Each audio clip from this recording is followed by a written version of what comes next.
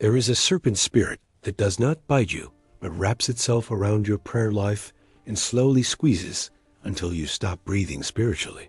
It moves so gradually that you do not notice its presence until one day you realize you have not truly prayed in weeks or months. This is the Python spirit, and it has been assigned to silence the voices of believers who once shook hell with their intercession and worship. The original Greek text calls this spirit pneuma pythona, connecting it directly to the ancient serpent imagery that runs throughout the entire biblical narrative. This girl followed Paul for many days, crying out words that seemed accurate, but carried a demonic source that grieved the apostle deeply. Paul finally turned and commanded the spirit to come out of her in the name of Jesus Christ, and it left that very hour. But the Python spirit did not disappear from the earth, because it still operates today with the same cunning strategy it has always used. The natural python does not poison its prey like other serpents do, but instead wraps around its victim and applies pressure with patient determination. Each time the victim exhales, the python tightens its coils just slightly more until breathing becomes impossible and death comes through slow suffocation. This is exactly how the spiritual python operates against your communion with God, squeezing gradually until your prayer life is completely strangled to death. It does not attack you with obvious temptations or dramatic demonic manifestations, because its power lies in its subtlety and patience over time. The python spirit begins its work by simply making you tired when you try to pray and distracted when you open your Bible. It wraps its first coil around your schedule, convincing you that you will pray later when you have more time or energy available. Later never comes, and the coil tightens as days pass without meaningful communion between your soul and the throne of God in heaven. The second coil wraps around your hunger for spiritual things, slowly replacing your appetite for God with entertainment and busyness and earthly distractions. You once craved His presence like a deer pants for water, but now you can go days without feeling any spiritual thirst whatsoever. The third coil wraps around your faith, whispering doubts about whether prayer really changes anything, or whether God is truly listening to your voice. You remember prayers that seemed unanswered, and the python uses those memories to squeeze hope out of your heart and resignation into your mind. The fourth coil wraps around your voice itself, making praise feel awkward and intercession feel pointless, and worship feel like empty religious ritual. Words that once flowed freely now feel stuck in your throat, and you tell yourself that God knows your heart even if you stay silent. The fifth coil wraps around your spiritual authority, convincing you that you wake or sinful or insignificant to make any difference. You forget that the same Spirit who raised Christ from the dead lives inside you and has given you power over all serpent spirits. With each coil, the python tightens its grip, and your spiritual lungs have less room to expand and breathe the air of heaven. Many believers are walking around spiritually suffocated right now, barely surviving on shallow gasps of grace instead of deep breaths of glory and power. They attend church services and listen to sermons and even sing along with worship songs, but something vital has been squeezed out of them. The fire that once burned in their hearts has been reduced to embers, and they cannot explain what happened or how they got here. But the Holy Spirit is exposing this serpent today, because God refuses to let His children remain in the coils of this strangling spirit. The python has overplayed its hand, and heaven is releasing revelation that will set captives free and restore what the serpent has stolen from you. You must understand that prayer is your lifeline to heaven, and the enemy knows that if he can cut that line, you become powerless. A prayerless Christian is a defenseless Christian, standing on a battlefield without armor and wondering why the enemy keeps landing devastating blows continuously. A prayerless church is a powerless church, going through religious motions while hell laughs at the threat that once made demons tremble in fear. The python does not care about making you commit scandalous sins, because it will settle for simply silencing your voice before the throne of God. It knows that if you ever truly wake up and start praying again with fire and faith, its assignment against your life will fail. That is why it squeezes slowly, hoping you will grow accustomed to the pressure and accept prayerlessness as normal Christian living in modern times.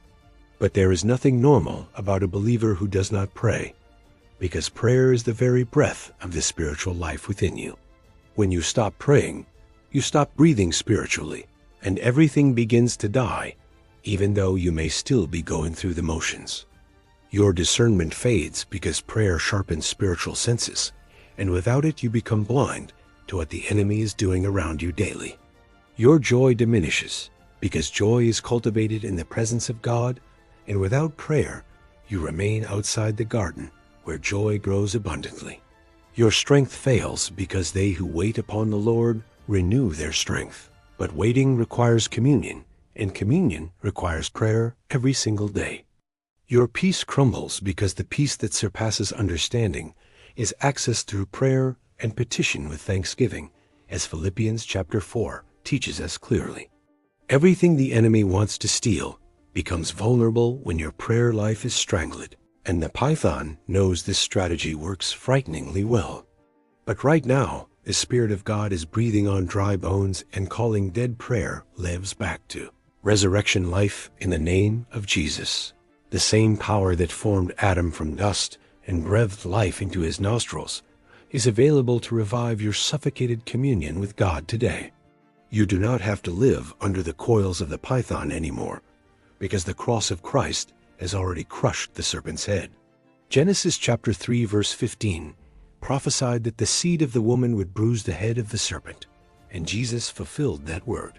When Christ died and rose again, he disarmed every principality and power, including the python spirit that has been choking the life out of you. You have authority over this serpent in the name of Jesus, and it is time to exercise that authority and command it to release you. The first step is recognition, because you must see the python for what it is and acknowledge that your prayer life is under deliberate attack. Stop blaming yourself for laziness or lack of discipline, and recognize that there is a spiritual entity specifically assigned to strangle your communion with God. The second step is repentance, because you must return to God with your whole heart and confess the prayerlessness that has opened doors to oppression. Even though the python initiated the attack, you cooperated by allowing the coils to tighten without resistance, and this must be addressed before the throne. The third step is resistance, because James chapter 4 verse 7 says to resist the devil, and he will flee from your presence immediately. You resist by declaring out loud that you reject the spirit of python and command it to loose its grip in the authority of Jesus. Speak to the serpent as Paul spoke to it, with apostolic authority that comes from knowing who you are in Christ and what power backs you. The fourth step is restoration, because you must intentionally rebuild the prayer altar that has been torn down during the season of python oppression. Start with small, faithful steps of prayer each day, not waiting for feelings or motivation, but acting in obedience, even when your flesh resists. Set your alarm earlier and guard that time jealously, because the python will try to wrap around your schedule again if you let it. Create a place dedicated to prayer where you meet with God regularly, a physical space that becomes sacred ground where heaven touches your earthly life. Pray out loud whenever possible, because there is power in hearing your own voice, declaring the word of God and making petition before the throne. The python hates the sound of your voice in prayer, because every word you speak pushes back against the suffocating silence it has imposed. The fifth step is reinforcement, because you must stay vigilant and never allow the python to wrap its coils around your prayer life again. This requires daily discipline and constant awareness that the enemy never stops seeking opportunities to strangle what God is building in your spiritual life.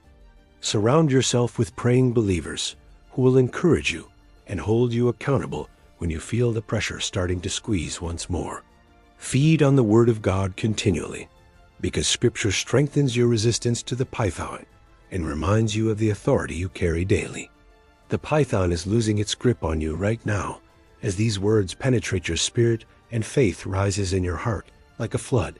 Can you feel the coils loosening and your spiritual lungs expanding to take the deepest, breath of prayer you have taken in months or years. The Spirit of God is blowing fresh wind into your prayer life, and the serpent is fleeing because it cannot withstand the fire of revival. Rise up and pray like you have never prayed before, because the python's assignment is broken and your voice is being restored to power now. Breathe again, pray again, live again, because the serpent's grip is shattered and you are free to commune with your Father without hindrance anymore.